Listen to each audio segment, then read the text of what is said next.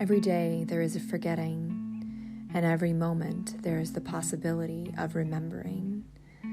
Remembering who you truly are, awakening to your body, to the inner world and experience of being alive. Here is where you find the beauty, the joy. Here is where you free your soma. Hello, everyone, and welcome to Free Your Soma, Stories of Somatic Awakening and How to Live from the Inside Out. Today, I have a friend and colleague here, Michelle Dowd. She is a professor of journalism at Chaffey College. She's a yoga teacher, which is how we know each other. She's a writer whose work has been featured in many national publications, and she has a book that's come out this year that I just finished reading called Forager. It came out in March, and we're going to talk about the book. We're going to talk about her healing journey and her path, and about some of the kind of broader scope of her work. So thank you for being here with me today, Michelle. Thank you, Amy. So lovely to see you again. Yes. Yes. So we met some years ago at Claremont Yoga, when I first was sort of like a student there, sort of, pretending I wasn't a teacher, just I wanted to be anonymous for a little bit, which felt good. And then eventually it was kind of discovered like, oh, I'm a teacher. And then I decided to do the teacher training there, and you were part of that yoga training, and supported me during my teacher training. And yeah, that's kind of our connection has been through yoga. But now we've been kind of connecting about somatics and connecting about healing work, because you have done this really tremendous thing, and you've published this book that is a memoir of the things that you went through as a little girl and growing up in a very unusual situation. Would you tell our listeners a little bit about your background? Thank you, Amy. First of all, let me also thank you for creating this healing space for listeners. I am also a listener of yours, and so I appreciate the conversations that I have been privy to through you. Thank you. My background as a child was being raised in a cult that my grandfather started, and I call it a family cult because it literally was the cult of my family. It was family business. And my grandfather started it, and he had 5 children, one of whom was my mother. And those 5 children stayed in the cult their whole lives and worked with and for him. And then they had kids of their own. So there were 15 biological grandchildren who were all raised collectively under the confines of this particular cult. Gotcha. Our nuclear family, my mother and her husband, who was also raised by my grandfather, although he wasn't related to him, my father and my mother brought their 4 biological children up to a mountain that my grandfather had leased back in the 1940s as part of his cult organization, and had not used to the extent that he thought he was going to use it in the 1940s. He thought he was going to make a school and just a place to house boys where, I don't know if he knew if it would be a boarding school or just basically a place to keep the boys away from their families. And so it was empty when we moved there. And my mother was charged with her husband, my father, and creating a space that my grandfather could eventually use. Got you. So you say a cult, but like people who are in a cult don't often think they're in a cult. They think they're in something else. Was it organized as a church? Was he like a minister of some kind? So my grandfather's a minister, but he was non-denominational. He did not have any training whatsoever in the ministry. He just was self-ordained and like self-professed prophet of God. I think that, yes, he ran a church, but I think it was more that he housed it under the auspices of a sports organization for boys. He did not call it a cult. To this day, they do not ever admit that it was a cult or that it still is. But when my grandfather started it, he started as an after-school program for boys. He was a Boy Scout leader, and he didn't find that he didn't have enough control as a Boy Scout leader. So he took the boys that he had from Boy Scouts, and in 1931 created his own organization for boys. And in the 30s, before he even met my grandmother, so before he got married, he was a very young man who was an orphan and had come from Oklahoma to California, to Hollywood. He may or may not have acted in silent films. He said he did. He also said he was educated, which he was not. And then he kind of created a lore about himself because he had no family, and he used the boys to create a family for himself. And from his original truth in the early 1930s, two of the brothers and one of the other young men followed him through every single thing he did until they or he died, depending on who died first. And none of them died until at least the 80s. So all of those men followed him for at least 50 years. And when I said followed him, did not have jobs, didn't do anything else but devote themselves to his service. Wow. This is not something that you talk about a whole lot in the book, because the book is really about your experience, and it's first person, the way you write it. And I listened to the audiobook, which was super cool because it was your voice reading it. So I really felt like kind of the impact of like your words, the tone of your voice. I felt like you were very much in character when you were your younger versions of yourself. And it was really lovely to kind of hear the way your writing evolved as you evolved as a young person. But what you're telling me now, like, I'm feeling like, wow, there's like a whole nother side to this scenario, which is like what the men were going through and the kind of control that they were under, which would be a completely different book, obviously. But there's another side to the story that I'm sort of just glimpsing at right now. Well, yes, and I think it was very influential to the way I was raised. When I decided how to frame the book, I decided that it would be very complicated to tell the stories of people who, A, did not choose to have their stories told in that way, two, had lied their entire lives about everything. And so while I was unearthing many of the truths, it felt to me that it would be a separate book to tell that story. So the book that I'm working on now is a little bit more of a prequel to take us like into the space that my mother was born into. And in the book, my mom is definitely a central character, and someone who I think people feel that I had a very complicated relationship, which I did. But I came to believe through doing the research for the book and in the process of writing it, that my mother was also a victim of a cult. It wasn't the same cult in the sense that, how any child born into a family, they're having a different experience, even if it's 2 years later. Well, I was a whole generation later. So of course, the way my mother was raised was very different. And it was entirely a boys' organization when my mom was being raised. And so she was in an all-male cult, and I was in a mostly male cult.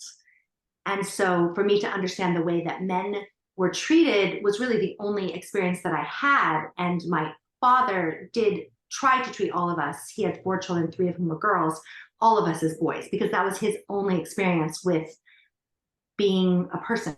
Like, he only saw the world through very male eyes.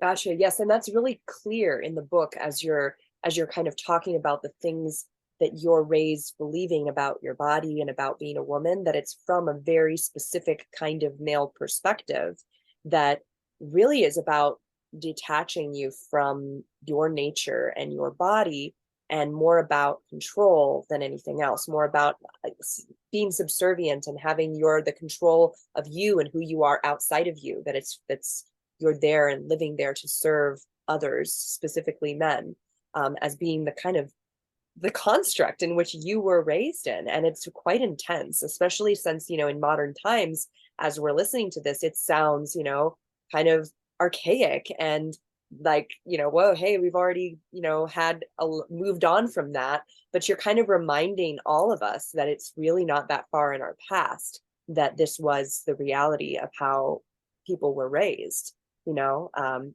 of course there's variation. Like, this is kind of an extreme example, but in the grander scheme of things, like, it was not that long ago that women didn't have voting rights, that women couldn't own property, all of that, right? And so it's really interesting how you illustrate that through your living experience of it in the book. Yes, and I think we all are living in a culture that has the residuals of a very strong patriarchy. We are still very patrilineal, not exclusively patrilineal, but primarily. And there are a lot of aspects of our culture and capitalism that are embedded in a very male way of constructing business. So I think it's worth examining not only my story, but the ways in which all of us have been influenced by a patriarchal mindset, and the way as women that we have to unpack that a little bit for ourselves in order to embrace our bodies and embrace the parts of ourselves that we want to celebrate as intuitive. I think a lot of that has not been celebrated in our culture and has not been respected. Yeah, you know, and hearing you say that, I want to go back to you mentioned your mother earlier and the relationship that you had with her. And, you know, what I found so fascinating in the book is the way that she is so tuned into her environment, meaning she's so tuned into the natural world. But when it comes to actually tending to her children, there's like a disconnect, like she's unable to really give you the nurture and the care that you need. And yet the way that she is like allowed to do that maybe is through training you to survive nature and to survive the world. And that's almost like the form that her love takes, because she doesn't have another way. It seems maybe there's some kind of disconnect in her body even that doesn't allow her to do that kind of things that we expect from traditional mothers, nurturing, caring. And it, you know, and I felt it. I felt your need for that as a little girl in the book. And there was a lot of sorrow that I experienced in feeling that that wasn't something you were receiving. And so there was a negotiation. You had to find that in nature. You had to find that in the natural world. Definitely. When I look back at the child self, I spent a great deal of time trying to earn my mother's love or convince her or just get her attention. And I wonder now, even if she was perhaps autistic, that is something that has occurred to me. I know she was not diagnosed with anything, but she also didn't go to doctors, and she certainly never went to a psychologist her entire life, nor did she respect that as a science, so she didn't read about it either. But I wonder, there was a very strong disconnect, and I used to think it was just the denying of her body. She absolutely didn't identify as female with any of the feminine wiles, she would call them, but the feminine attributes. You know, she didn't wear makeup, and she didn't wear, she wore her hair very short, like shorn like a boy's, from the time she got married until she died. So she had the exact same haircut my entire life. And that's just an interesting detail. And I know, I'm sure she's not the only woman who's done that, but I think that that is unusual. And that tends to be a more male trait. And so it feels to me that she really wanted to suppress the parts of her that other people could identify as female, not just the parts of hers that she identified herself. Yeah, so it kind of begs the question, you know, was this a result of being in this environment, or was part of that her nature? Was part of that her, you know, her patterns that she came into this world with, and that's part of what drew her to marry someone who, you know, was she related to your grandfather, or was it your dad who was related to your grandfather? She's the daughter of my grandfather, the Oh, Catapult leader. okay. Well, then there you go. Like, it is definitely something that she was conditioned into in part, right? Absolutely. She had 3 older brothers, and she was very much raised in a male culture at home. And then she married the like most toxic masculine man who was probably around. He was the tallest, he was the biggest, he was the most um the highlight of the physical qualities that my grandfather most admired. Now, he didn't want my mother to marry my father at the beginning, and they were well in their 20s. My mom was 24, my dad was almost 30 when they decided to get married, and they weren't allowed to date. But my sister was just telling me a story that my father had told her, that my grandfather didn't think that he was good enough to be married into the family, and he was very clear about that. And my mother just said, you know, this is what God wants from me. And he said no. And then her mother, his wife, said, you know, she's going to be an old maid.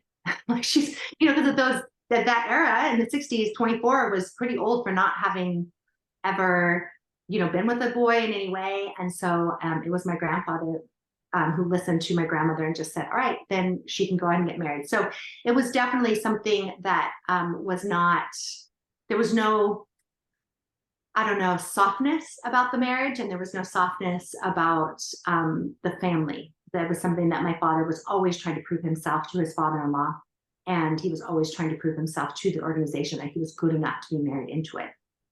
You know, it's interesting because you've used this proving yourself thing multiple times now, and I feel like that's a theme in the book. That's a really strong theme that you experience, that many other people are experiencing, that we don't innately have this worth, that like there's some part of us that's perhaps innately broken as like the premise, and that we need to prove ourselves, that we need to be saved, that we need to, you know, work hard so that we're valuable.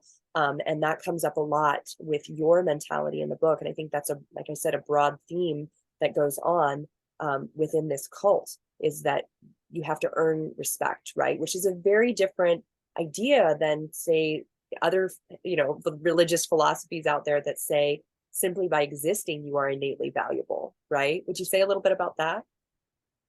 Well, you've said it very well yourself, quite honestly. I think that it is very endemic in our Western culture to prove ourselves and prove our value through our production. So through making money, through contributing to the economic machine, not only of our families, but of our communities and our particular country. And I think that in our family, while we weren't as interested in actual money, we were very interested in being the light of the world and being the leaders of the world and being capable. And I think it is a form of productivity. And I definitely think that many people that I have met, and maybe I'm drawn to people who see the world this way, but it is something that I have worked with many people who are trying to overcome that part of themselves that feels unworthy, that feels broken, that feels that they have spent sometimes decades really just trying to prove to themselves that they're enough. Yes. And isn't that a fascinating thing? Because what if this premise that we're not enough isn't true, right? And instead, maybe it's true that we all have innate value simply by existing. But if you're caught in the idea that you're not valuable, you're never gonna like achieve, because it doesn't exist actually. Do you know what I'm saying? Like, it doesn't really exist, that thing that you're trying to prove, because it's already there. So it's almost like moot, but it's exhaustive to keep trying to prove it over and over, because you'll always have to if you think that you need to. You know what I'm saying? It's cyclical. It's an illusion. I mean, it's really ephemeral. And you are chasing something you will never actually be able to contain. You will never capture it. Yeah. Right. It's inside. It's already there. Yeah. Yeah. And I mean, that must be part of what, has been so healing for you in practicing yoga and in getting in touch with Eastern philosophies, philosophies that, I mean, in a lot of Buddhism, they even are like, into animism, where they believe even objects and like our material reality, they all have energy and they all have chi and they all have value, so of course, why wouldn't like a living person or a dog or a plant, that has like a life force flowing through them also be sacred, right? Absolutely. And this question of pronouns, but extending that to the animal kingdom, to the fauna, to this idea that we would have more respect for all living things if we didn't put ourselves at the center of the universe. Yeah. Yeah. Well said. I think you explore that quite a bit in the book with the way that you connect with plants. Yes. And I do think that, speaking of yoga, I mean, for me, coming to yoga, I did not practice yoga when I was young. I came to yoga in my 30s, and I believed I was very broken, but my body did feel very broken. I was in pain. My back was in pain. I had given birth to children in my 20s, a lot of children, and I just hadn't taken care of myself since then. And I was just busy taking care of everyone else. I'd been teaching college for years at that point. I had been raising the children, and I had also been really trying to maintain the physical aspect of the home, just like doing the work of maintaining community and dishes and, cleaning and all of those things. So when I came to yoga, it was really just as a physical practice to heal my back.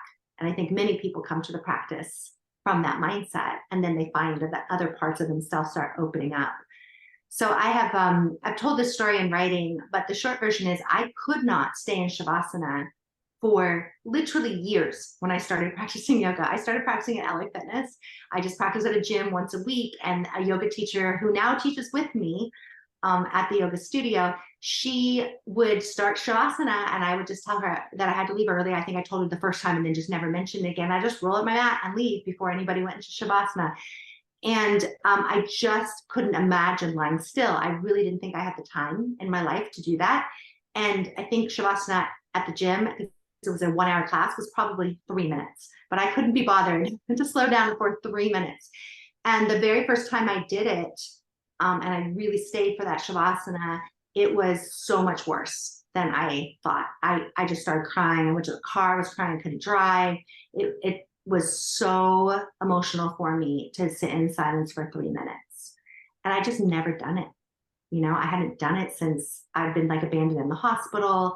And I did call my mom, and I wanted to talk to her about some things about our childhood, and she didn't want to talk about it.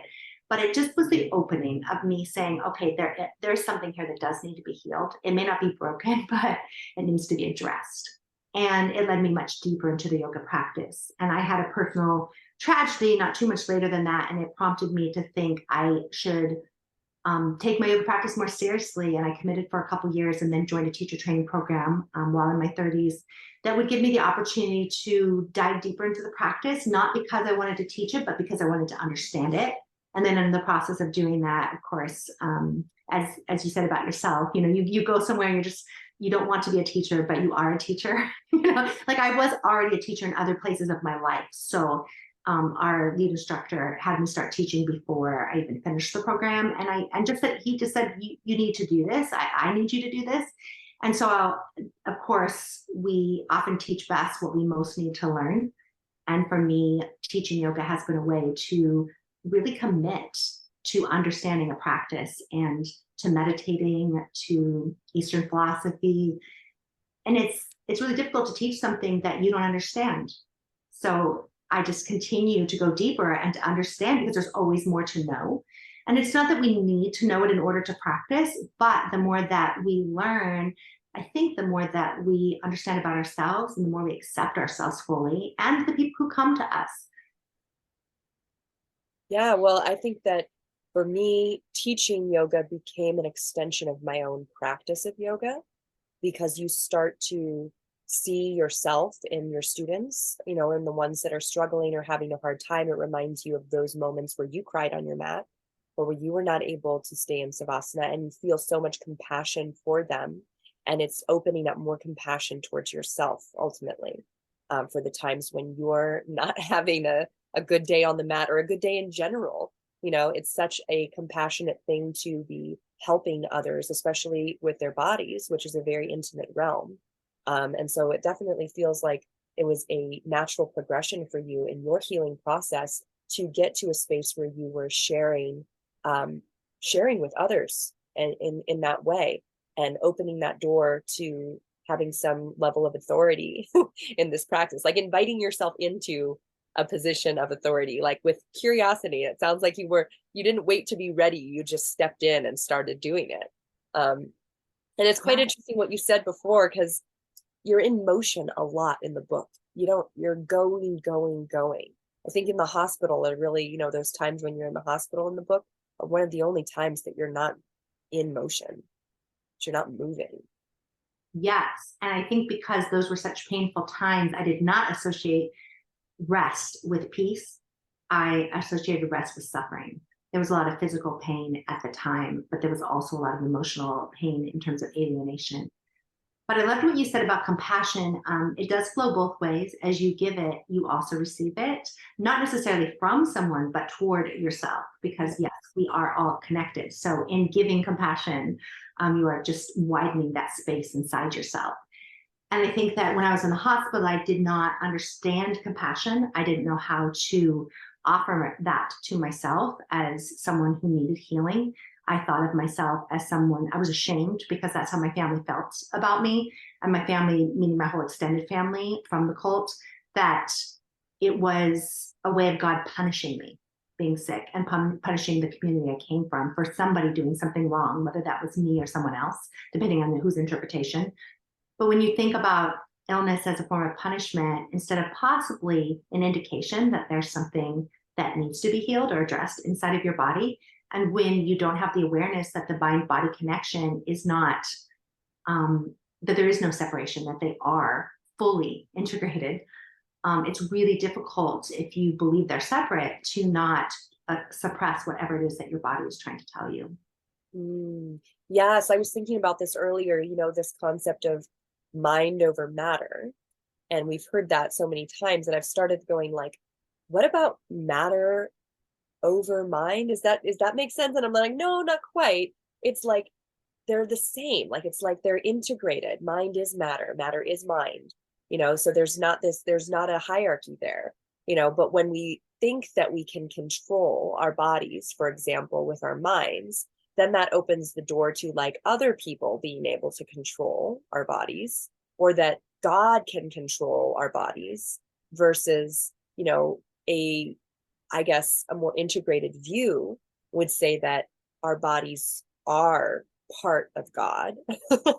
our bodies are part of the control that we experience or don't experience, and that they're not separate from each other, right? So we open kind of a whole box of, I guess, trouble when we think that they're separate, because then now there's this space for other people to come in and decide what happens in your body for you.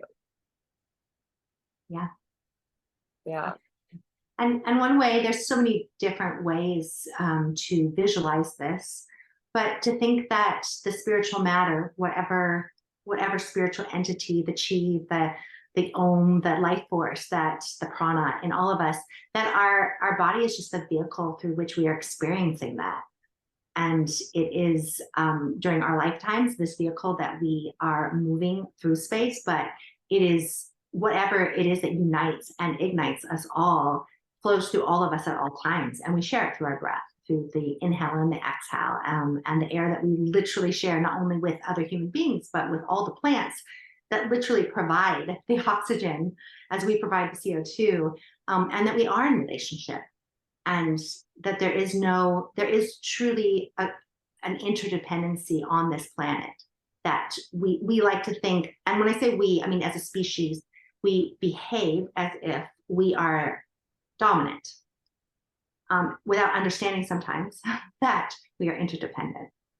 Absolutely. Even all the cool gadgets and stuff we've created have come from minerals in the earth. They have come from this planet. And we, yes, have been clever and, built them in some way. But why have we been clever? Because we've been nourished by food that also comes from the earth, whether it's, animals eating grass and we're eating the animals or whatever, you know what I mean? It's all been, given to us in so many ways. And then we've created and given back in whatever way we have, whether it's been a positive or a negative giving back, right? And then it moves through again. So you're absolutely right. I can see that so clearly. And also in the way that in your book, you are experiencing the disconnection. And I feel like in listening to you talking about, and not just talking about, but like evoking the disconnection with stating these really strong, like value statements about yourself, about your body, about how the world works, like it's just your reality.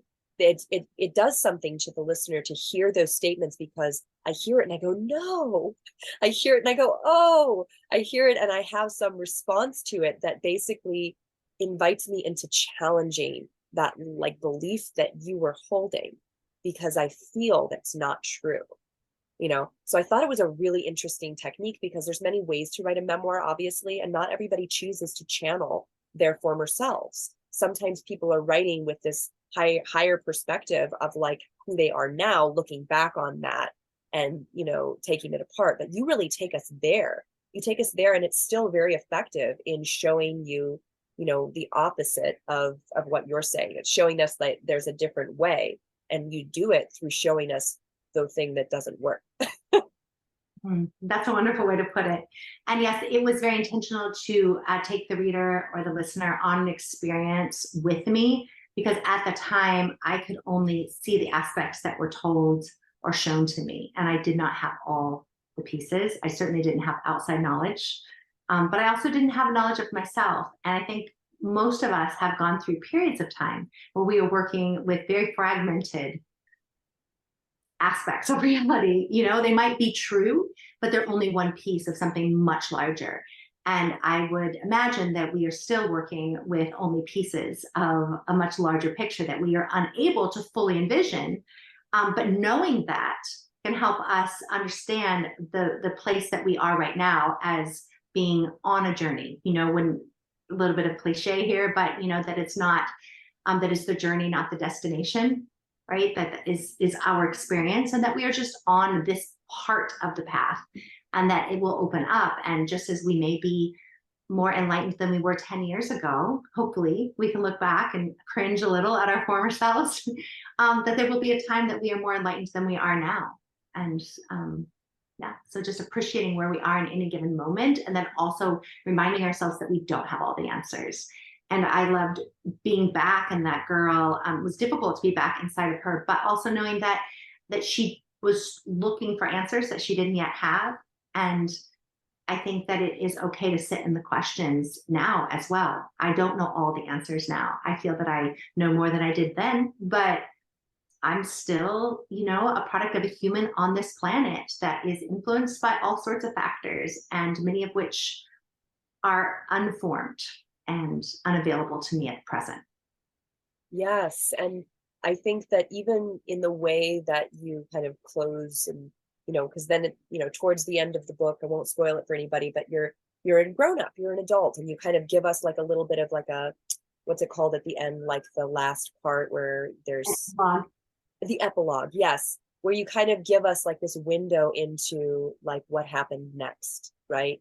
And even then, you don't really do any of the cliche things where you're like summing it up, where you're like saying these like grand finale kinds of things. Like you just kind of allow what happened to be, and for the reader to feel into it. You're not you're nudging us, but you're not like pointing us in the full direction of like a thesis, for example. Do you know what I mean? And I actually really appreciated that, because it felt like an opening to a dialogue. It felt like now I was ready to have like a conversation about what I heard. It wasn't all spelled out for me. It wasn't all like, you know, tied up in with a little bow at the end. And I like that. It felt like you could write another book and there would be like a lot of space to play with. Absolutely. There's a lot of space left to play with. But, you know, when I think of being at my highest self at any point right now, like in any moment that I'm feeling that I'm most in sync with myself, it is in a space of openness and questions and conversation, a conversation with myself, or a conversation with spirit, a conversation with another person, especially a person who disagrees, who has a different perspective. I think one of the greatest gifts we can give anyone is to expand their minds. And in so doing, we expand our own minds. As to be able to listen to anyone who has a different perspective always expands us if we allow it to. And so if someone has a very different experience than I have, but I leave space for a conversation, then they don't need to defend themselves, and they don't need to prove me wrong. They can just open themselves to the possibility that I know I'm wrong, or that, you know, that I don't have all the answers, and that they might not either. And that we have all been led to believe things that might not be true. And this seems like probably a blossom of the flower of your, or the seed of your experience of growing up with a closed construct, and then breaking out of that, and in a continuous process, it seems, of discovery, you know, discovering and learning. And as you said, like in conversation with people and with your environment and with spirit. And so that sense of openness and your kind of willingness to go there and to have like the slightly confrontational conversations, or maybe majorly confrontational conversations, it sounds like that's like a huge gift that came from growing up with such a limited viewpoint at your disposal, I think. You know, would you say a little bit about some of, like, you've gotten some really positive responses from this book, and then you've also gotten naysayers or people that are not really comfortable with what you've been writing about? Would you talk a little bit about that dynamic? Well, one of the most unexpected gifts that I've received since the book has come out is a lot of communication in various forms from people that I either knew very briefly when I was super young, like some of them I have memories of, but I was maybe 3 or 4 or 5. There's people who were around my grandfather before I was born, knew my mom when she was pregnant with me. Women who had been young, they were girls at the time, they took care of me as a baby because my mother did not. And they have come out of the woodworks, and I've even taken the time to show up and meet them for coffee, and I hadn't seen them since I was a child. beautiful opportunities to talk about their experience in a different place in the cult than I was. And that has been also very healing, not only because I can also hold space for their stories, but because through their pain, I'm also I at least apparently have given them a little bit of language to understand some of their own journey that they have very frequently repressed, that they experienced a great deal of pain when they were excommunicated, and then put it on a shelf somewhere and hadn't really come back to process. So that has been wonderfully healing. Then there has been the people, I would say that I have not received any negative reaction from anyone who used to be in the cult, but the people who are still there, who have devoted their lives, including my sister, my older sister, who is, I call Elizabeth in the book. She is running a school there, and she basically serves the same position that our mother did. And she's calling me a liar, and she says that I have ill will, and my father thinks that by calling it a cult that I have committed heresy and I have destroyed the integrity of our family. So my father's not speaking to me and my sister's not speaking to me. But my younger siblings are very much not only supporting the story, but grateful that we're having this conversation. And they left within a few years of me leaving. My sister a couple years later, my brother probably only 3 years after I left. So they have had a journey on their own, but because we were raised in such a strict environment and we were pitted against each other, we did not go on the same journey after we left. All four of us went in different directions, and there has not been much of a family to come back to. And so it has opened up new conversations and old conversations with my younger siblings, which has been beautiful. And then there are people on the outside who perhaps are very religious or exist in what I would call high control groups or very close communities, maybe both, who don't like that I'm questioning systems and hierarchies that they believe are useful for young people. Also, people who've said things that I now find interesting, was a little painful at the very beginning, where they say, well, that's not possible. CPS, Child Protective Services would have been called, or this would have been happened. Nobody's allowed to stay alone at the hospital. You're lying about that. And I just talked to a woman who was in a book club recently, and she said, I was in the hospital in the 80s, and my mom had other children, and of course she wasn't in the hospital. I was left for long periods of time, which, by the way, I do not think was that uncommon. Maybe the degree to which I was left was a little uncommon, but it was not uncommon for families to not be able to just hang out in a hospital. There wasn't, my mom had other children, she had a job, we lived very, very far from the hospital. I think that many people believed in the 80s, and that in the early 80s, there was a lot of latchkey kids to begin with, but they believed that you were safe in a hospital and that your parents were doing the right things leaving you there. And it was really a matter of finances, which ours was covered by Ronald McDonald House, but there was no crime in being poor. And I don't think that anybody at a hospital would have asked the kinds of questions that we might ask now, which is what is happening at home, because I wasn't at home. They weren't doing household visits. So it wasn't like they were looking at the community. And I don't think they asked children questions about what it was like at home. They asked you how you felt that day. And did you, you checked your vitals, and they took a lot of blood. I had blood tests taken maybe 10 times a day. I was just constantly at the mercy of their experiments on me. There was a lot of doctors and residents, student doctors coming in, learning because they didn't understand my condition. And I just don't think that, I think that it's really easy now to think that with the different style of parenting, that it is abuse to neglect your child in a hospital. And while I do think it probably is emotionally abusive, I do not think it was considered emotionally abusive at the time by most people. And certainly the medical professionals did not know what was going on prior to me ending up in the hospital or after I left. And again, why would they know that? And they're very busy trying to save lives. Their job is not to psychoanalyze the patients. That just wasn't what took place in the hospital. So there definitely have been people who have challenged that part of the story, or challenged just the fact that I perhaps betrayed my family, that is not kind of like people say about Prince Harry, which I know is a different story, but the degree to which you do or don't have the right to call out your family on things that you find unacceptable. Right. Well, and that's why I think that it's really brave what you've done, and really powerful, actually, because to be able to stand up and tell the truth, even though you're going to get some backlash, or people questioning your story, like that is a powerful thing to do, because it opens up space inside you, and it looks like it's opened up space inside, all of your family, even the ones that didn't want that space opened up. They had some space opened up where, they may be upset about it, but they're perhaps starting to question things. Who knows? Maybe one day they'll read the book. Who knows? Just to find out what you said, and the piece about the hospital, and, it's not like you were 3.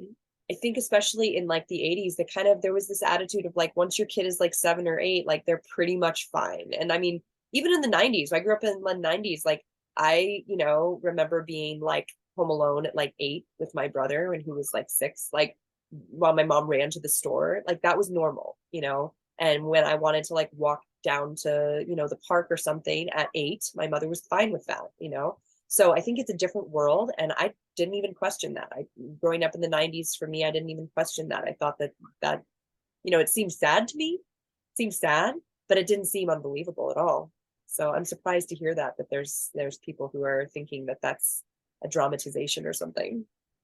Yeah, I assume that they might either be of a different age, or for whatever reason, their family didn't treat them that way. Because there certainly were, at any of these ages, women who were home full time, and those women might have been hypervigilant. And if you had an only child and you were a mom home, and in my family, women were always working. So like my dad's mom, who was working in a factory and basically allowed her son to go to a cult. She was a single mom of an only child, and she was supporting herself and him on an 8th grade education. She didn't have any education. My other grandmother was working to support her, at the time, fairly crazy cult husband, who wasn't bringing any money when he was starting the cult, and she did all the work financially to support. So there's also, depending on how your family legacy has gone, if you've seen women who didn't work, you might think a woman's job was to protect her child during those times. But I don't think, even if I wasn't in a cult, that any of the women in my family were ever home taking care of their kids during any of those ages that I was. That just wasn't something in our family that was the experience, simply because nobody had the time to be there. That just wasn't, we did not have stay-at-home parents for generations. As far back as on either side of my family that anyone has ever recorded, there hasn't been those sorts of nuclear family dynamics. That's so fascinating. And there's a lot of families like that, but yeah. Well, I mean, it's fascinating because there's a lot of different kinds of like extreme religious cults out there. And some of them have very defined roles for women that involve high levels of what we could call nurture, right? And they expect the women to have long hair, and they expect the women to, dress a certain way or be a certain way. And it's fascinating that in your environment, there was such a complete denial of femininity, like in an absolute kind of way, like not just like the nurture part, or like having the women be home with the kids, and masculinized women, the short hair of your mother, and the level of work that was expected of them, but also like in the way that there's a denial of your body, and your body being anything more than like a vehicle for babies. I think at one point you put it like that in the book. Or that your body being a tool to be used for labor, but definitely not something to be like beautified, right? Like there's a belief in the evil of beauty, actually, in the book that you touch on, which is super different than some of other, religious communities where they want women to be, feminine and long hair and beautiful and, all that stuff. My mother directly vilified beauty. She was absolutely certain that to be good looking meant that you were of the devil, and that it was her job to make sure that we were not attractive. And that was something that was beat into me very young, is to not be attractive. And and so I think that was a different manifestation. My grandfather also, I was talking to a woman who her brother had been there. And it's interesting because I did not join. So there was never a time I wasn't there. But the people who were attracted to it, she was saying how her brother was taught by my grandfather over and over that sex is only for procreation. You never engage in sex unless you want to have a child. So you obviously have to be married, but you also have to be of the childbearing ages, and you have to be intending to produce children. And so I'm not saying that everybody observed that, because that was not spoken of, but it was definitely all sex for pleasure, any pleasure really. There was no pleasure in food, there was no pleasure in touch, there was no pleasure in yes, beauty or comfort or music. I mean, anything. I mean, there might be music to praise God, but there was no entertainment. There just was no physical pleasures. And sure, we often associate that more with femininity, but I don't think the men were allowed pleasures either. There was no alcohol, there was no smoking, there was no, like, you couldn't ornate your body, you couldn't ornament in any way, you couldn't, you know, obviously do tattoos, but you couldn't pierce your ears, you couldn't do things that would accentuate the temple that I think our bodies are. And men were taught to deny themselves too, and they were taught masturbation was a sin. So there was no, and actively taught. I think the girls were not actively taught that because nobody thought that a woman would ever think about that. I just don't think they thought about women receiving pleasure. But I think that for sure, the men I married a man who was there, and he was, you know, he joined at 7, and he was adamantly taught that you should never masturbate your whole life. I think it was something very much shunned. And so you think about teenage boys who had to be kept so busy, and they had to be so exhausted, they'd be so tired all the time, and they were put in group environments and never allowed to touch themselves. We were all given 1 minute to shower. I was never given more than 60 seconds to spend in the shower. You weren't allowed to look at your own naked body. You weren't allowed to feel that you had to take cold showers. You weren't allowed to do anything that could bring you pleasure. That's so fascinating. That's such a disturbing form of control, because it really keeps you separate from a huge part of your humanity. And I think it makes a person very vulnerable, because they are not able to feel a sense of belongingness even to their own body, right? Yeah. Like enjoying taste. Yeah, sorry, say that again. Very effective. Yeah, it's very effective. Mm-hmm. And so then the only source of belonging you can then have is from the group, and you're completely reliant upon the group's protections of you because you're so vulnerable. And then if you question anything, you are excommunicated and no one's allowed to ever speak to you again. You're completely outside of everyone you know. That becomes then a very big threat. It's not kind of like, oh, I'm going to lose my friends. You're losing everyone and everything that you belong to, and you don't belong to yourself, so you have nothing. Yeah, wow, it's quite scary, quite insidious. And the fact that these boys were joining at such a young age, like 7, that's really young, you know, or even as teenagers, we're so impressionable, you know, and we're not experienced in the world. It's not like you had a whole lot of like older people joining. You mostly seemed like the younger people were joining. No one was allowed to join as an adult. That wasn't possible. So it was a sports organization for children. Most people who stayed joined by age 5. So you and your parents didn't join, just the kids joined. And then you would be groomed up into the place where at 14, you could not any longer, you weren't, at the beginning, you could go to school. Like you might be a normal kid who was just brought for an after school program, and then you'd spend the weekends there. And then as you get older, you have to commit more and more time. And then by the time you're 14, you are not allowed to go to school anymore. You have to be completely there. And then when you're 18, you sign commitment for life. But you can't get to the point of being an 18-year-old who signs a commitment for life form if you hadn't been groomed all throughout.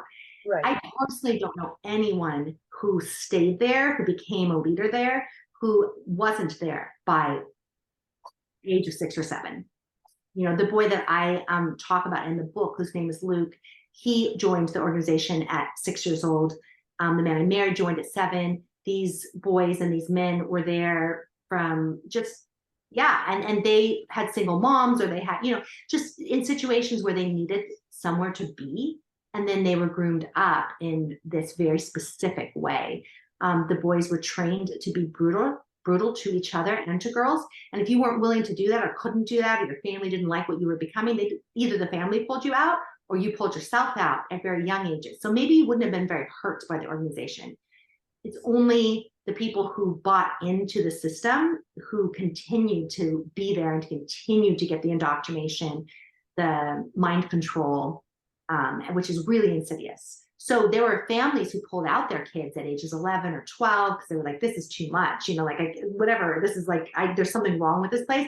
And while the organization didn't ever tell the truth about what it was, you weren't allowed to talk to your parents. There were parents, of course. There's about 1,500 kids and only like 150 at the inner part. So, 9 out of 10 boys were pulled out before the ages of 10 or 11, 90%. So it was really the only, like the whole program was like a pyramid to get to the point where you have the boys who weren't pulled out. Kind of in some ways, like the Catholic Church, like the altar boys, or like it's only those boys who were vulnerable who were the victims of the priest. So it's not like every boy who was part of the Catholic Church ended up being hurt by a priest, but the boys who were already so vulnerable. And that's pretty much how this organization worked as well. Wow, that's pretty intense. I mean, the not belonging to oneself and like the harrowing journey of trying to come out of that, right? You would probably just want to stay in this environment, because how to come back from all of this conditioning that says that your body is evil, that pleasure is wrong, right? And that you have basically guilt and shame every time you enjoy yourself or you enjoy your body. Like, it would be impossible to live in the regular world. And so and it took me a very, very long time to live in the regular world. And my sister, who's lived there her whole life, she can't wrap her head around that this could possibly have been my experience.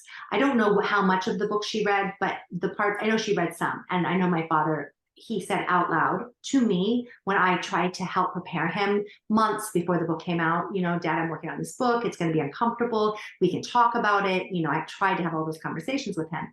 And once he just thought maybe nobody would read it. But once it was getting a little closer, I said, Dad, it's possible that people will read this. So we should talk about it. And he said, well, I'm not going to read it. I'm going to have, and he mentioned the head of the organization, he'll read it and he'll tell me what to think. At the end of the day, he didn't read it either. And he just told my dad to not talk about it, not think about it. It doesn't matter. It's not true. It's a lie. And I didn't name the organization directly, although anyone who's ever been a part knows. And if you do a little bit of Googling, you can figure it out. But they don't want to draw attention to it because they don't want people to think that it's them. But my sister really, truly, I think, believes that those things couldn't have happened to me because they didn't happen to her. And I feel that her story is different than mine because she never got excommunicated. So she didn't experience those kinds of, like, that kind of annihilation of having, she still believes everything we were taught, and she still carries all of that. She hasn't ever unpacked it. So of course she thinks I must be at least exaggerating at the very least, because she thinks, well, nothing bad ever happened to me. How could these bad things happen to you? For example, she said, well, our dad didn't hit me, she said. And I said, I don't know if that's true. That does not seem true to me. When I sat down and met with her, our younger brother read the book in one night. He hasn't read a book since he was a teenager, never went to college, didn't do any of that. And he got the book from Amazon. He read it. He showed up at my house. He said, did you know Dad used to come into my room and punch me in the face? And he started telling me these things. He said, I never told you that. I didn't know what was happening to you. I didn't know what happened to our sister. I didn't, and it was just things we didn't talk about because we were isolated from each other. So of course we didn't talk about it. We were shamed. We thought we were the bad one. I thought I was the bad one. My brother thought he was the bad one. My younger sister thought she was the bad one, but our older sister was always treated like the good one. So I don't think these things did happen to her, and I can allow for her having a completely different experience. Now, it would surprise me if our father never hit her, but it's possible. It's possible that maybe she was sort of the example of what it means to be a good child, and she was upheld as do this or else.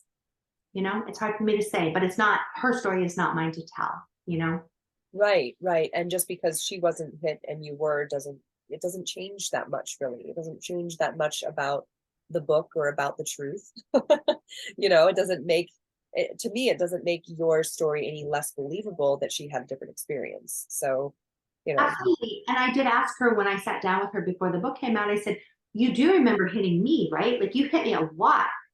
And she said, oh yeah, but kids do that. I said, where do you think you learned that? And then she didn't even know how to answer that question. I was like, I mean, maybe you weren't, but you must have witnessed that because you were very physically violent. And she said, well, you deserved it.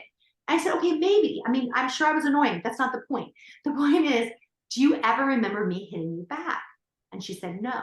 She could actually articulate that. I said, so where did you learn that it was okay to hit your younger sister on a regular basis? Like, where did you learn that?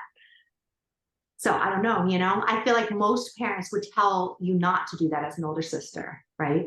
Right. Well, and if you internalized that when I'm hit, it's because I deserve it, it almost like makes the hitting invisible.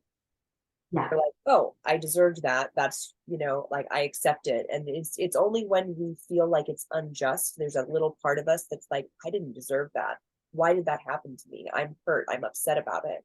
That it becomes this bigger deal. It becomes like this thing that we remember versus like just part of the landscape of like what I got because, X, Y, and Z. It's like you have this very linear, like I did this, I got hit and I deserved it. It almost like becomes invisible, like I said before.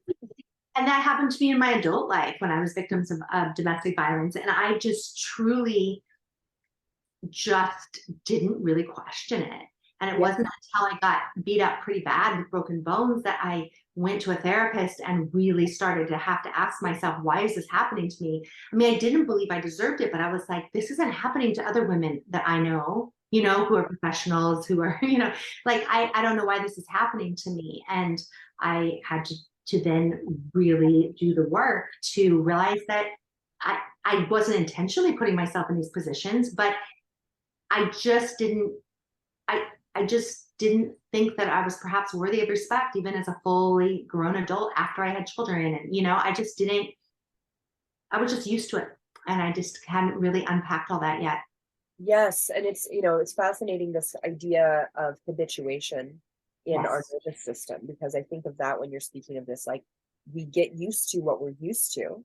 And then when we're around someone and somebody else who doesn't have our same like trauma and history will be like, ooh, red flag, red flag, red flag. But we're like habituating those things. That's normal. That kind of behavior is like, it's like whatever. It's just how life is. It's just how men are. It's just how people are, and then the things happen and we're blindsided. We didn't see it coming because we were unconsciously like attracting that. It's not even much like attracting that. We're just used to it. Like you said before, we're just like, our nervous system has become aligned with that.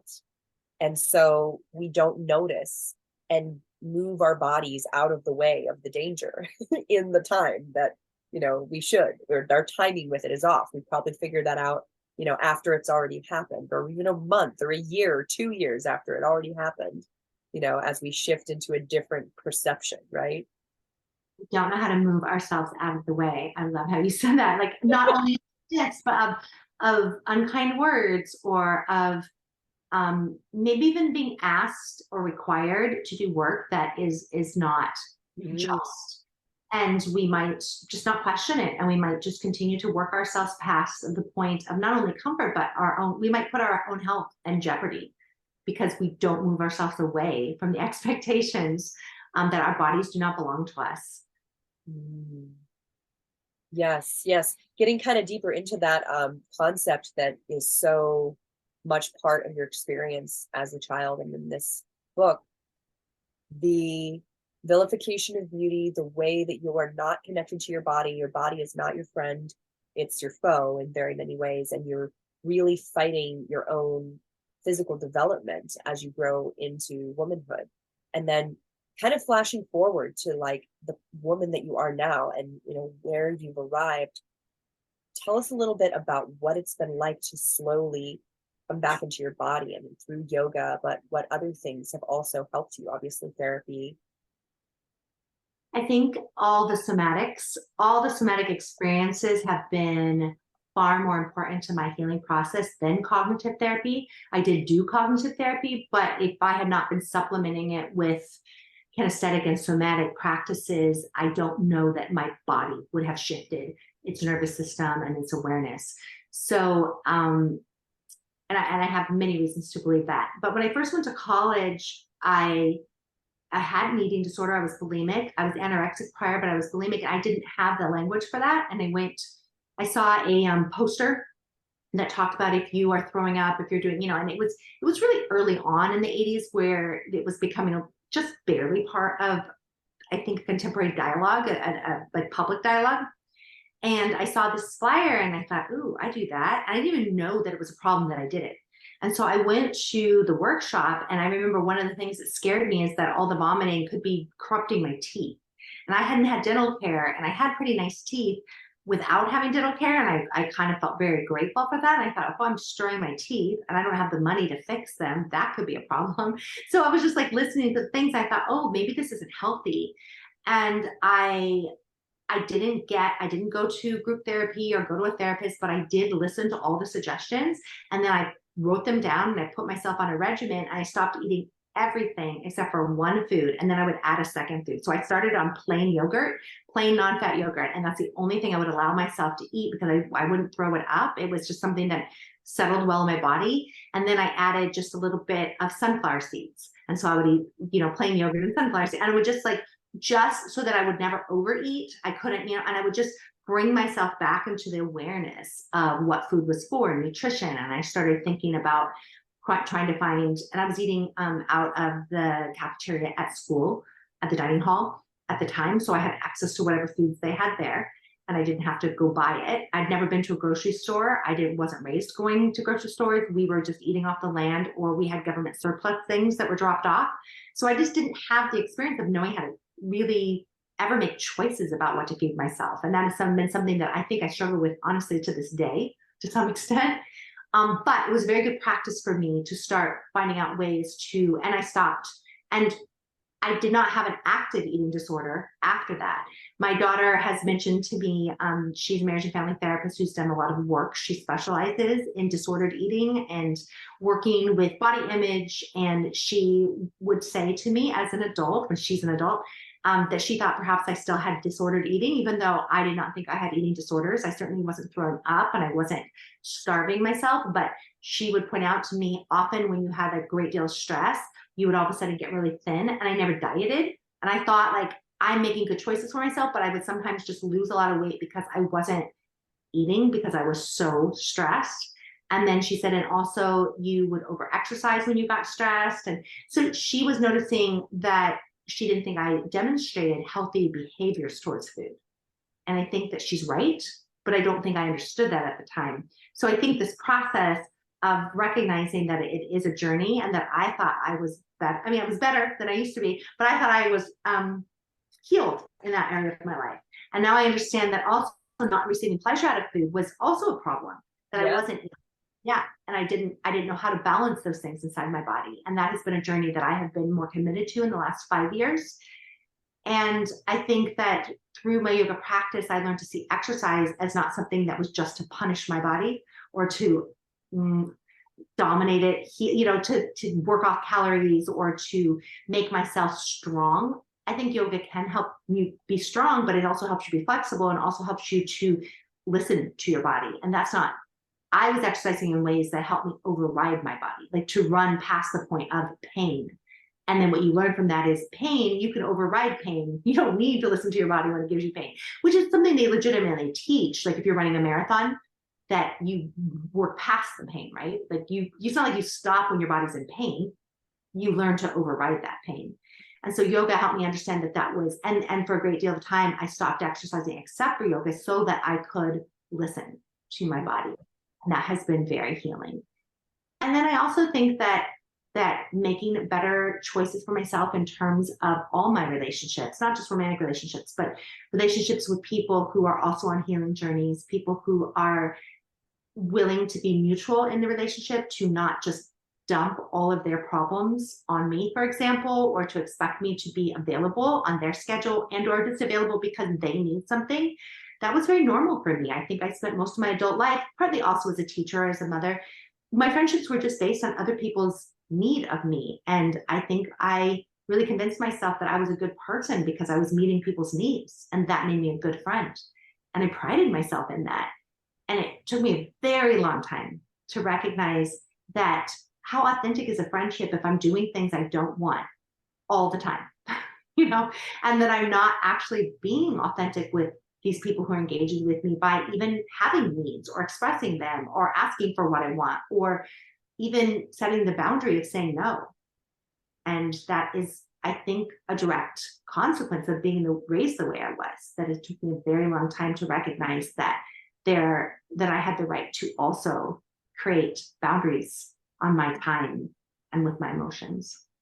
Yes, and boundaries aren't just, the communication that we have and the, letting people know, oh, I'm actually not available right now. Oh, I know you need this from me, but creating that boundary, like we think of it kind of as an energetic thing. But what you touched on just a moment ago is that our boundaries are also very physical, in that this is the limit for my body right now, today, in this moment, right? And I'm not going to push past that and override my own boundary that I'm sensing and experiencing in my body, which, many years ago, I asked one of my somatic mentors about, why is it that people do this? Like, why is it that I did this? Why is it that we push beyond where we're comfortable and we do it intensely and we do it over and over, like in exercise or in fitness or, like you said, run a marathon or whatnot? Why do we override our body if it creates this disconnection to our body? And she said, well, it's incredibly useful if you're going to war. And I was like, oh, I see. Like, if you are going to be putting yourself in a war zone and you're going to be killing other people and having people, stabbing you or whatever, like, of course you don't want to be connected to your body because your body's going to say, get the fuck out of there. You know what I mean? Like, yeah. So there's like an armoring. There's like a, process of building up these barriers. But it's funny because we think of an armor as a boundary, but what it ends up doing is that we don't know where our boundaries are. We don't know where our actual boundaries are in our body because everything's just walled off, right? So yeah, growing up it's like you grew up being prepared for war of some kind. Oh, we were taught we were in the army of God, and it was very much war language. We were singing war hymns, and yes, the boundary of not knowing. I didn't know where my body was. I only knew all the barriers that we were putting up between ourselves and the enemy, which was everyone in the outside world. And it's you put that beautifully. So bringing this around to the healing of that, I think that there are many of us, maybe not in quite as extreme situations as I was in, but who don't feel that we have the right or even the knowledge of how to listen to what our body actually needs or wants. Like it's just a language we can't hear. It's like or we don't understand it. And so I believe that yoga is one of the somatic practices, and there are more. I can now sit in meditation, and it's something I teach, especially with my teacher trainers, and I've gone a little bit deeper even in teaching that in the last couple of years since COVID, because so many people have had to be with themselves. And so the practice of meditation is a way of finding pleasure in that instead of, at least that is my intent in teaching it, and is for everyone who practices with me to find pleasure in the act and to modify it as many times as necessary so that they can find the place where they're nourishing themselves through the act of meditation, that they're not doing it to prove something to somebody or to override anything, but that they're doing it as a way to not only listen to themselves, but to fully be present in the luxury of the beauty of themselves. And that is one practice. It's a somatic practice as well. But even things like walking, and being present in nature and walking with the intent to be present with the environment, to walk sometimes without headphones, to walk, and also to share community with other people and to decide who you want that community to be. That I think can also be a somatic practice. Like, who energetically do you allow into your space, into your headspace, into your, physical proximity? And there are so many practices that I have come to that have helped me recognize that this interdependence of community can be itself healing. Yes. And, somatic practice can be anything if you're experiencing yourself and your body and you're allowing the feedback to land and arrive in your body. When you're connected, living is a somatic experience. I mean, I personally feel that that's the true nature of our experience, is this this broadness is all of the scope. That's why this podcast can really cover like all these different subjects, because being being a somatic being is being human. And it's when we start to get chopped up and compartmentalized and we start blocking off these parts of ourselves that we're not living somatically. We're living in denial of pleasure. We're living in denial of a whole part of our human experience, which is the sensation of being alive, which is the sunlight on our skin and the joy of that, and the joy of eating when you're hungry and sleeping when you're tired, and enjoying being. Enjoying being. Yes. Enjoying being.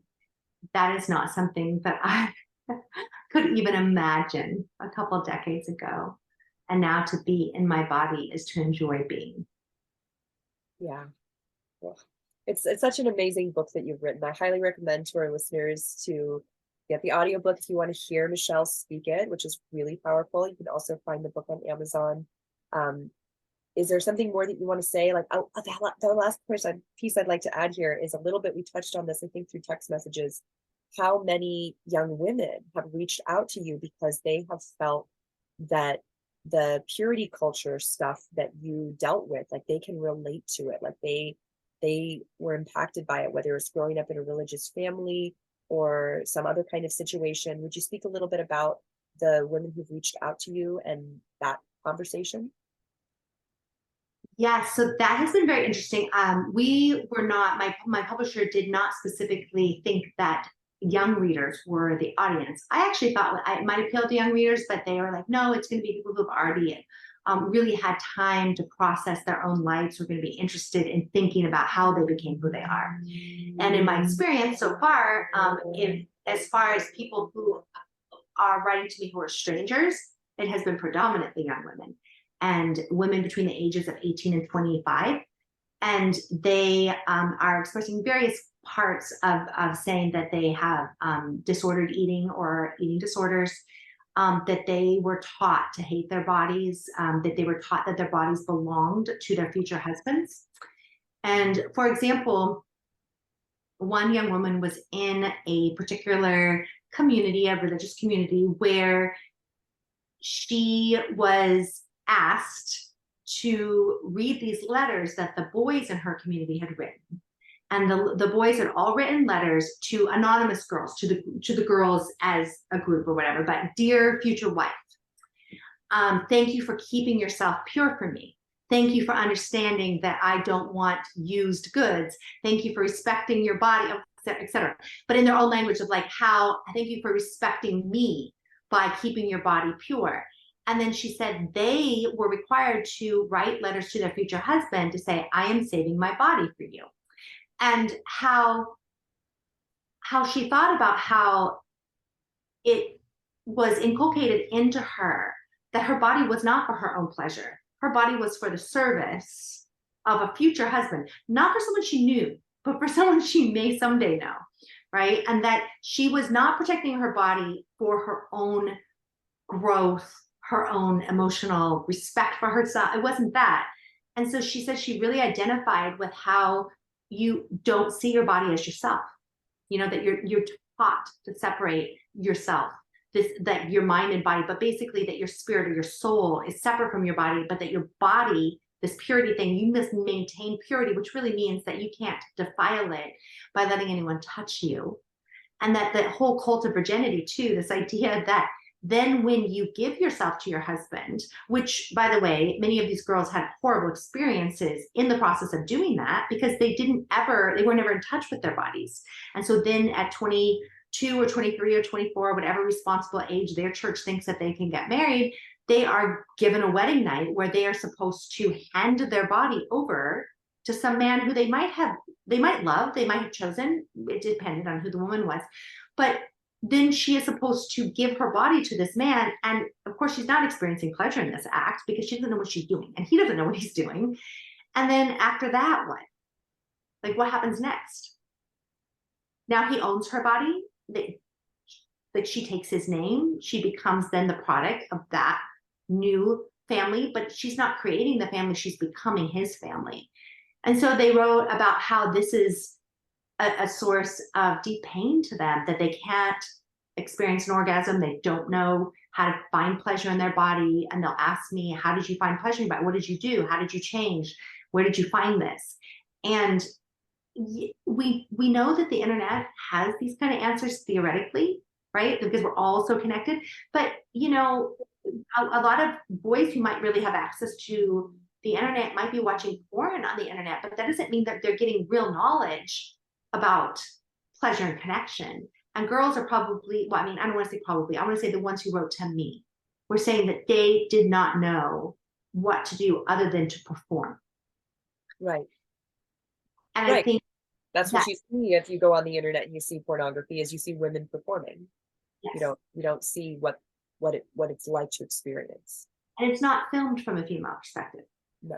So it's not meant to bring us pleasure, that particular entertainment form, right? So I'm not anti-porn, but I do think that when girls are taught that their bodies exist for the pleasure of men or for the purpose of bringing children into the world, that's very complicated, in especially in a society where a woman may choose not to ever have a child, or may choose to have one or two children. It's not like her body is going to be in the service of motherhood for very much of her life, even if she chooses to be a mother. And there are many women who, of course, are choosing not to be mothers, which is also a very valid choice. And so then what is her body for? You know, if that is what you've been taught, then what does that body exist for? And so it's not owned by her, for her. It is always in service of something else. And it has been a really interesting dialogue. I was writing to, I don't want to say talking because we were not speaking. We were writing via email. A woman who found my email address, or she found a way to contact me through my website. And she lives in South Africa, and she was raised as a missionary in a cult. And she's a little bit older. I think she said she's 30. And she is now dating an atheist, and she's not married yet, but she has separated herself from the community of origin that was part of purity culture. And she's trying to figure out how to experience pleasure in her body, or how to prepare herself for being a partner, and what it would mean to be in a marriage of choice. You know, she's considering getting married, and she wants to know, what do I need to know before I make that choice for myself? How much do I need to know about myself? And I just think these questions, again, it's questions. And I don't have answers. I said, well, here's some practices. In fact, she used the word practices, that particular woman did. And she said, can you tell me some of the practices you use or used to use that have helped you be in your own body? And I thought that was really beautiful. I said, yes, I can share those. I don't know which will work for you, but these are things that have helped me. And it felt like a really healthy way to have a conversation without, coming from a position of, oh, I'll tell you what to do. I know everybody else told you what to do before, but now you should listen to me. Of course, I was encouraging her to listen to herself, but I could offer at least some ways that I learned to listen to myself. And I hopefully that's what we can do for each other, right? Is give opportunities to explore and to find what works for us. That's beautiful. Yes, because then we allow the other person to discover and find what's true for them, right? If someone tells you what to do and this is seems like it's the way to do it, then, if you want the result, you're like, well, I guess I better do what they say. But if somebody just gives you a list of ideas and says, try some of these things, right? Then you're going to select what feels resonant to you. Or maybe you're going to try a few and they're not going to work out, or they're going to try something and it works wonderfully. But it's going to be more of an experience of experimentation and learning rather than just following the recipe, right? Yes. Yeah. We can make our own recipes. Yes, make your own recipe, because everybody has an individual body, an individual nervous system, and it's changing all the time. It's not static, it's not still, right? So that's beautiful. I love to hear about the way that you're stepping into some mentorship around this stuff, just circumstantially, because pleasure really is an act of reclaiming your body. And especially when you've been through trauma, when you've been through the kind of life that you were born into, it's huge to come back in and be able to experience the joy of being in your body, the joy of living, because then you're going to want to live if it feels good, right? If living is painful and terrible, you're going to start to wonder what's the point. Absolutely. And pleasure, I think, can be a real act of resistance for one. Or man too, I think. I probably shouldn't have gendered that. But in my experience as a woman and talking to other women, I certainly think that it can be for a human being who happens to, for me, express herself as female. Right. Yeah. And I mean, like we mentioned at the beginning of this podcast, there's a whole nother story here that could be told about men who are indoctrinated into, you know, whether you want to call it toxic masculinity or patriarchal societies, where they are entrenched in these mind, what is the word you used earlier? Mind control. Right. They're entrenched in this mind control that actually has them deny like a full half of their humanity, their feminine side, right? Or the other half of like their masculinity that's not about overpowering, right? And they come out of that.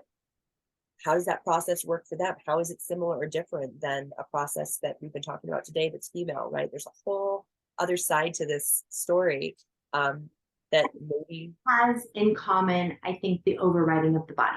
So that's what we share, is that it is, no matter if you express yourself as male or female, if you are being taught to override your body and to not listen to your body and to not be aware of what is that you need to be your fullest self, that is not gendered. That is, you know, just a human experience of not being in your body. And then the way you choose to express it may be gendered, but we're both genders are being taught the same thing, which is that you cannot trust yourself. Right, exactly. And then that, like we said before, disempowers you and makes you easier to control. Yeah. Well, this has been an absolutely amazing conversation. I'm sure we can keep going, but we're going to stop here. Maybe we'll have another interview later. I would love that if you're open. And I would love to invite our readers to connect with you on your website, which will be in the show notes, and read Forager, because it's really a fascinating journey into what it's like to grow up and be disconnected from your body. And there's so many reasons that we disconnect from ourselves, that disconnect from our bodies. And for me, stepping back into that through your writing, it made me discover how far along I have come from where I was when I was a teenager, you know, and had very similar thoughts and feelings to the child, you know, Michelle, that I was listening to. Well, thank you for recognizing that, Amy. And listeners, you can also write me. I have an email on my website. So if you reach out, I will do my best to engage in conversation with you. So thank you for having me, Amy. Thank you for this enlightening conversation. I always learn something when I spend time with you. Oh, wonderful. Thank you. I feel the same way. We'll touch in again soon. Okay. Thank you all. Bye. Bye.